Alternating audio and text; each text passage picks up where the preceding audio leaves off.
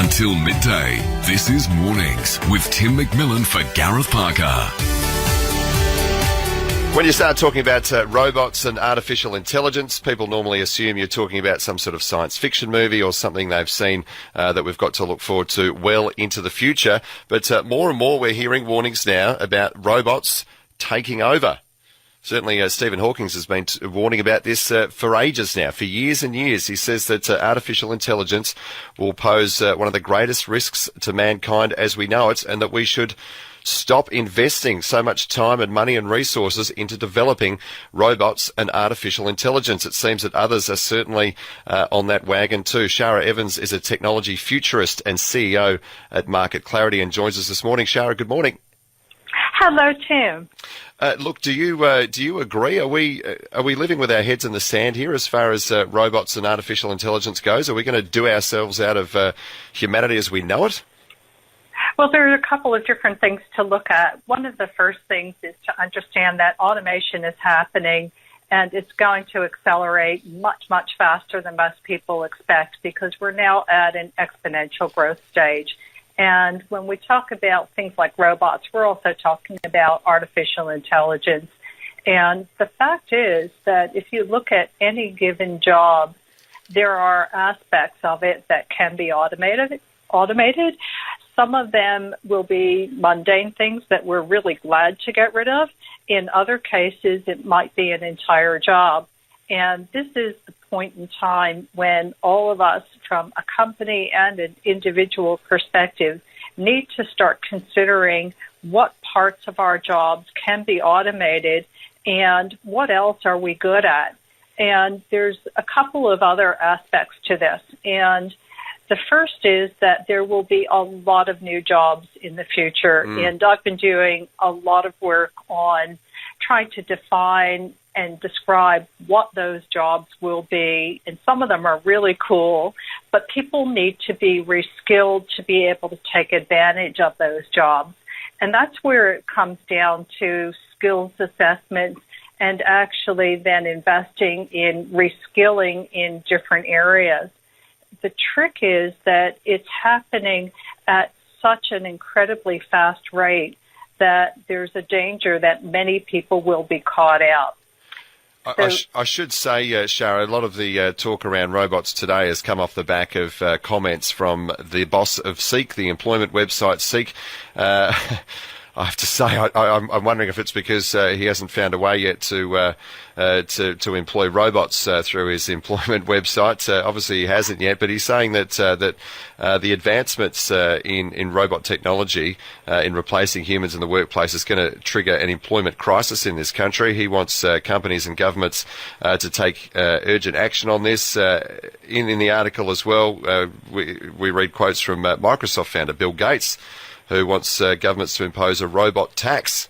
I've got to say, I'm confused by that because some of his technology that Bill Gates has put on planet Earth has probably replaced thousands of jobs in his time. But Elon Musk as well, the founder of Tesla, he's calling for a robot tax as well. And yet the vast majority, correct me if I'm wrong here, Shara, of people in the workplace don't really see robots as a threat at this point in time. Well, there's a really big disconnect between what people think is going to happen and what is really going to happen. And when I talk about what's really going to happen, I'm looking at robots that are already being deployed across a whole range of industries right now, as well as artificial intelligence. So to give you an example of something that you might not think about, in the UK, there's an AI called Ross that's being used by a bankruptcy firm, and it's pouring through the thousands and thousands of documents that are involved in bankruptcy cases. And it's being used to distill information to the crux of the matter at hand. And it's not replacing jobs at this stage.